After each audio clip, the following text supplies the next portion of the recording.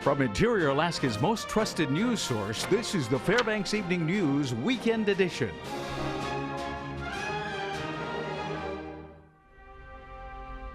Good evening and welcome to the Saturday edition of the Fbx Evening News. I'm Katie Looper, leading our news tonight. State legislators Scott Kawasaki and Pete Kelly organized a community meeting that was held at the Noel Wien Library this morning. The topic of discussion, Club Sinrock, a gentleman's club that features fully nude women and opened in Fairbanks in early October.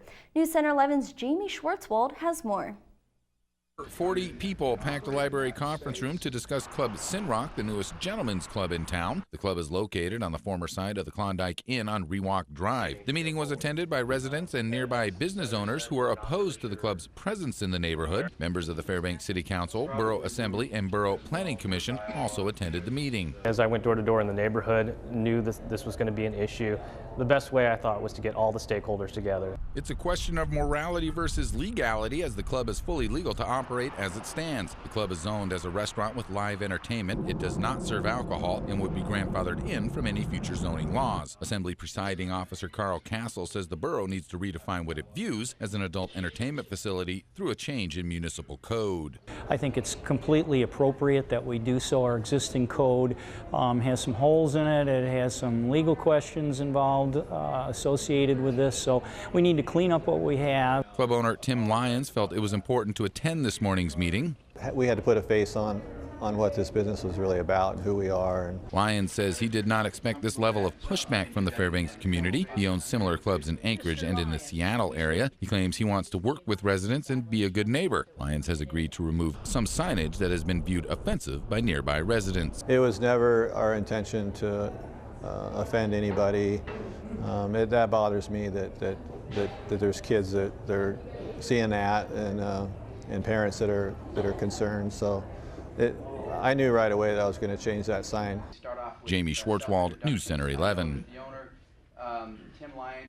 A Fairbanks priest charged with attempted production of child pornography has been released on bail. The action came after U.S. District Court hearing yesterday. Clint Landry, who had been a priest at Sacred Heart Cathedral in Fairbanks, was released from the Fairbanks Correctional Center to third-party custodians. Landry is also facing charges of attempted coercion and enticement of a minor. Last May, the Catholic Diocese of Fairbanks placed Landry on leave after receiving a report of misconduct. A man accused of attempting to carjack a vehicle during a pursuit has been indicted by a Fairbanks grand jury.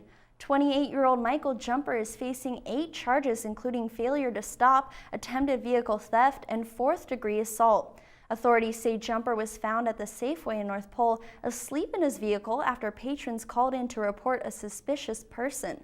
Police say when they tried to contact him, he drove away, later jumping from his vehicle and trying to pull a driver out of another stopped car. He was taken into custody shortly afterward. Another one of the walkaways from the North Star halfway house in Esther has been arrested. State troopers took 35-year-old Cody Laddick into custody at home on Gold Hill Road yesterday.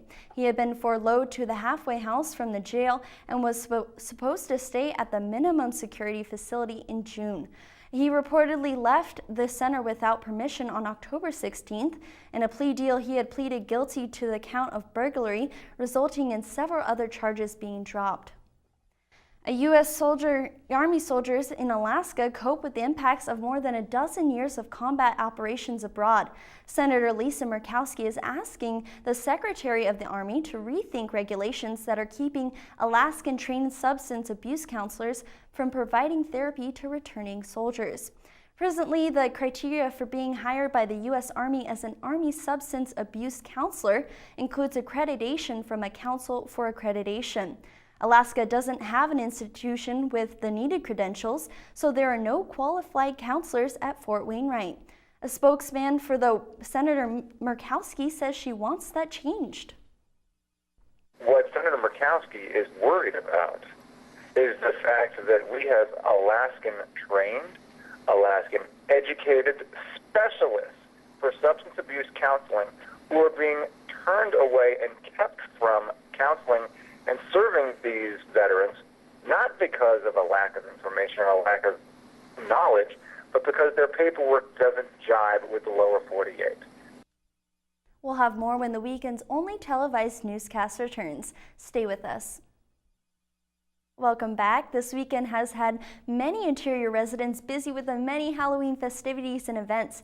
One of those was a bazaar that highlighted hundreds of vendors today. We have more now in this report. Today was the 46th Annual University Women's Association Holiday Bazaar at the Pioneer Park Civic Center. The unique quality of this bazaar is that they only allow vendors who hand create and sell their own items. I'm the chair for this 46th Annual Holiday Bazaar. Been going on that many years in Fairbanks. And these funds, the money that UWA gets, is for college scholarships at UAF. Over 100 local-based vendors offered high-quality, handcrafted items such as glasswork, bowls, jewelry, baked goods, and winter gear. One vendor said it was her 20th year returning to the bazaar. My first bazaar was in 1984. Wow. And at that time, I was making wooden marionettes and toys that I imported from Germany. If you come here at this bazaar, you get real quality stuff. You support small businesses, you know, if anything.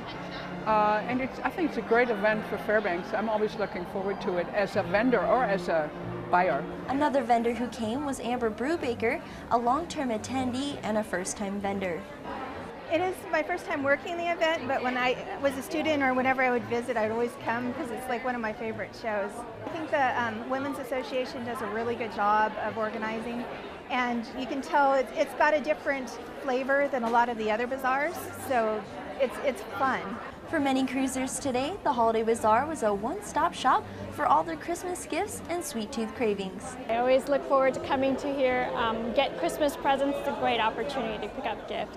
The idea is to find gifts, but you know, there's always something different, so I'm always looking to see what's new, and I'm always surprised the quality of artists that we have around here. The UWA Holiday Bazaar will run again Sunday from 10 to 4 with 3 floors of vendors, live entertainment, and refreshments. Reporting from Pioneer Park, I'm Katie Looper. 4 years ago, what originally started as Coats for Kids developed into a winter clothing drive for all ages. KTVF and Madden Real Estate have partnered up to help kids stay warm in the interior, and since then it's grown significantly. This was their 5th year collecting donations to give to a variety of local nonprofit organizations, a vast collection of winter gear that includes not only coats but boots, hats, scarves, and mittens. Madden says this year was another success. So the 5th annual Coats for Kids drive has yielded yet another great haul. We've got a ton of coats and outerwear that will be distributed amongst Fairbanks. Thanks to everybody that participated and cleaned out their closets, and also thanks to Lacey and her daughter who won our Facebook competition. What a cute kid. And lastly, on behalf of Madden Real Estate and KTVF Channel 11, we want to say thanks Fairbanks and North Pole. That's wonderful. According to Madden Real Estate, it's not too late to donate, so anyone who has extra winter gear can still donate and drop it off at their North Pole location right next to the Santa Claus house or in Fairbanks at 810 Barnett.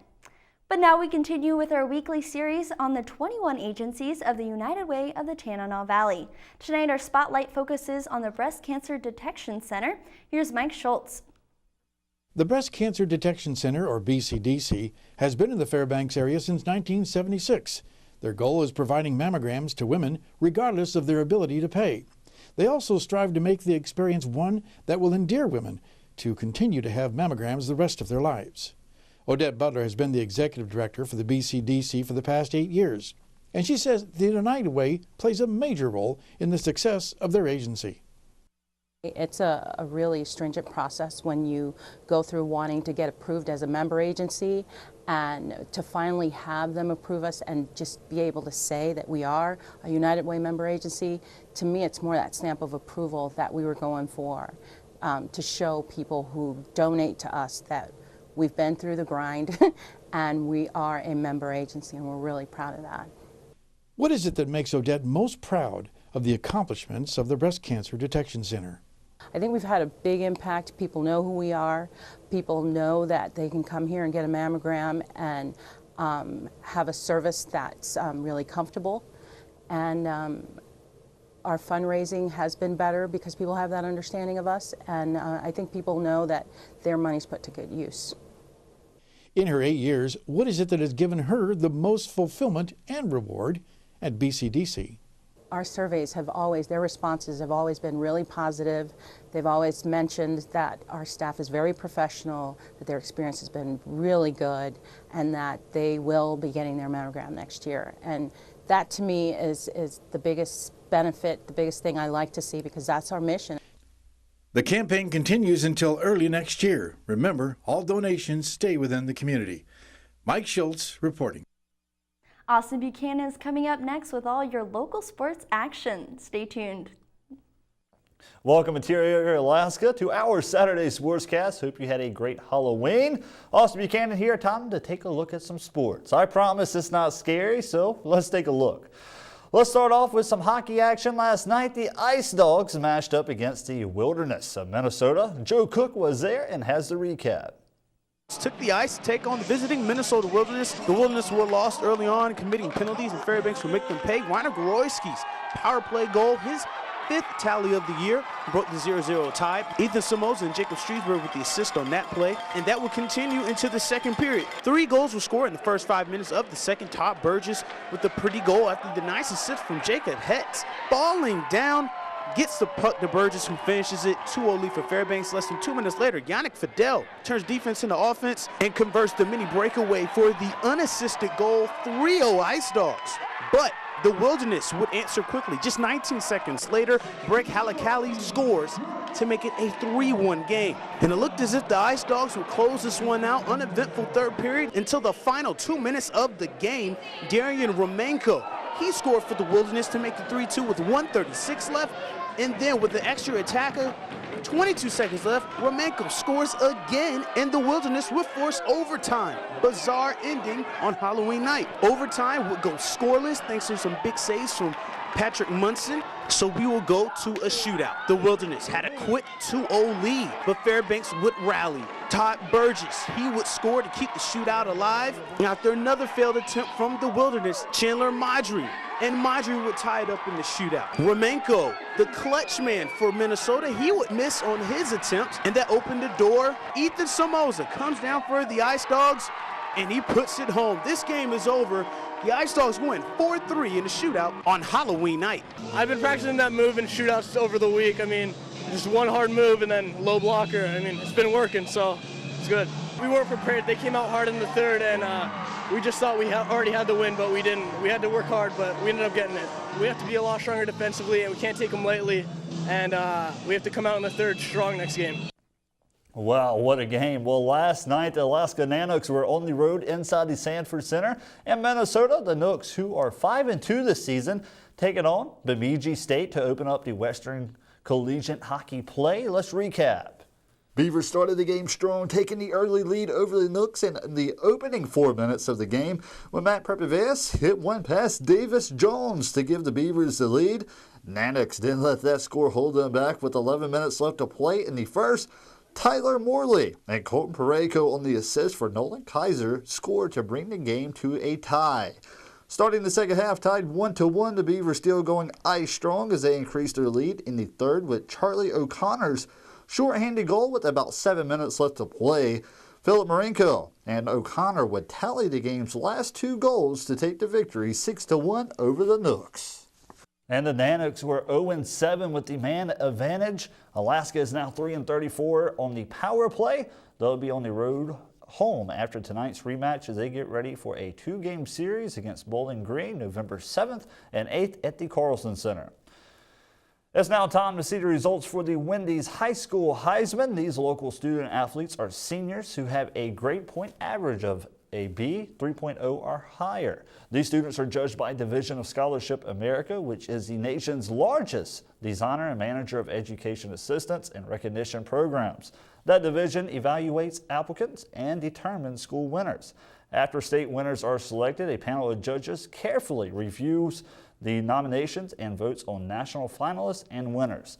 That panel includes representatives from the worlds of education, business, and sports, along with former college Heisman Memorial Trophy winners and high school winners as well.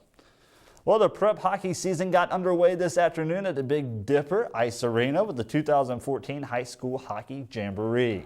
Game 1 of the multi-school scrimmage faced the Monroe Rams against the Delta Junction Huskies.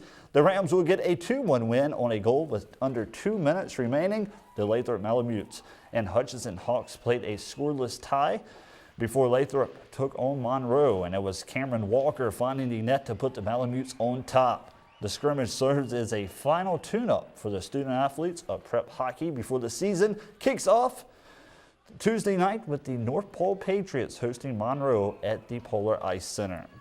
And I will wrap it up for our Sportscast tonight. Thanks so much for joining me. Katie Looper has your full weather forecast coming up next. Stay tuned. Welcome back to our Saturday edition of the Fbx Evening News. So Halloween just got over. It's been a fun year. How was your Halloween? It was great. Besides, went out go trick-or-treating and I forgot my mask. I forgot it. Get halfway down the road and I'm like, oh, well, I won't be scaring anybody tonight. So, but anyway. That's all right. You could come as a sports newscaster. That's right. How's that? That's all that matters. How was yours? It was great. It was it was a little slower, but I don't know if you guys saw it, but I hope you check it out on our Facebook page. We made a really fun Halloween spoof on the Blair Witch Project. It was fun. Not only that, the cops did a good job, keeping everybody safe, making sure handing out the glow sticks. Absolutely. I thought that was a great idea. It really was. Yeah. And speaking of weather, let's see what's gonna. All right, let's check out what's going on with weather. It was at the airport today, it's 21, our normal high, 21, and our low is -3. Quite the difference from our record low in 1907, which got all the way down to -30.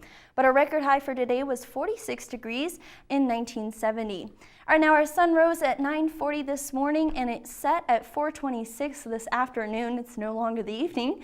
And our daylight equals 7 hours and 50 minutes, giving us a loss of 6 minutes from yesterday. Now let's check out what's happening on the rest of the state.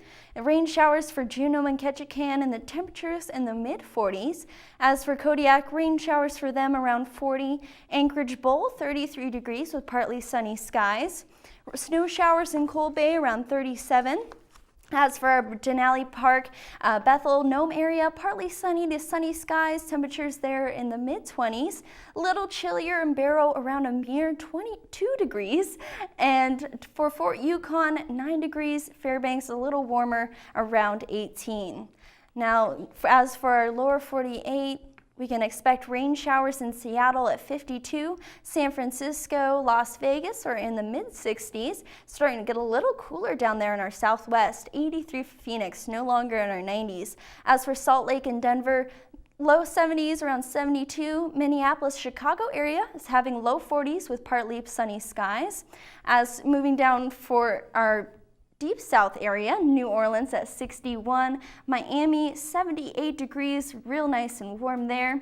Now moving up to our northeast, New York 48 degrees, and in DC 54 with partly sunny skies. Now let's check out what's happening next week. Pleasant skies for our southwest region. However, there's going to be much heavier rain in the northwest, which can be expected. Chillier temperatures in the north Midwest.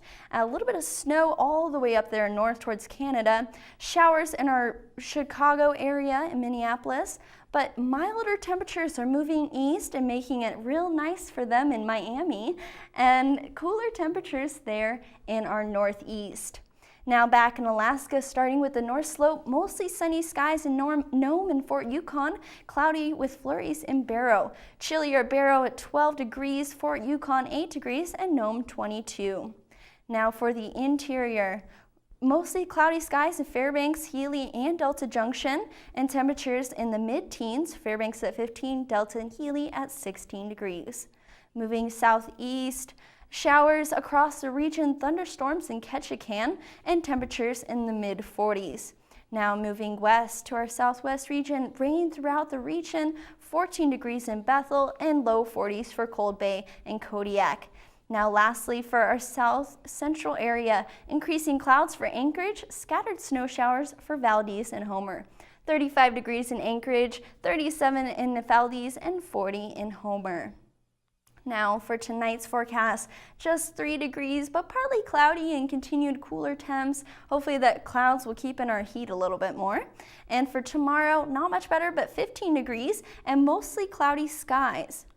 Now here for our extended outlook, we can check out what's happening next week. It looks like 15 degrees nearly all across the board and 5 degrees for our nightly temperatures. But on Thursday night, it hopefully will warm up to 10 degrees. Not much, but better than 5. Yeah, we're going to be going out and watching the Ice Dogs play tonight. And speaking of that, Joe Cook is going to have an update on that. So I'm going to have to bundle up, give me a heavy jacket, make my way into the yeah, it's big cold game. when you're actually on the ice. It's really cold, and you got to be moving. I can't imagine. Well, it's been a good weekend. It's been a good weekend and a good week. It really has. And looking forward to many more Saturdays. No, we got one more day of Halloween. I know it's the first, but why not celebrate Halloween? Finish up the all weekend. my chocolate tonight. If you got any extra chocolate, I'll take any donations. Wonderful. Well, that'll wrap up our Saturday edition of the Fairbanks Evening News, and we're glad you could join us. Join us here 6 days a week at 6 and 11 or online anytime at webcenter11.com. From all of us here at the News Center, have a good Halloween weekend.